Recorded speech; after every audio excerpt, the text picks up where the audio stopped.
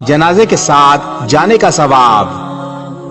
Number 1, जो शख्स जनाजा लेकर 40 कदम चले उसके 40 गुना माफ कर दिए जाते हैं।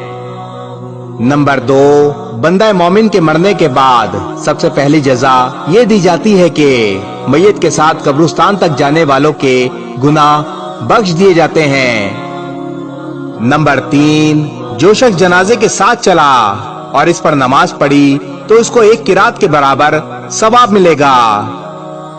नंबर 4, जो शख्स मैयत की तदफीन तक जनाजे के साथ रहा तो उसको 2 किरात के बराबर सवाब मिलेगा। छोटा किरात भी बहुत पहाड़ जैसा है। नंबर 5, जनाजे को कांधा देने वालों के बारे में अल्लाह तबारक व तआला ने फरमाया, जिस दिन वो मरेगा फरिश्ते उसके जनाजे के हमरा चलेंगे और मैं उसकी मग़फ़िरत करूंगा।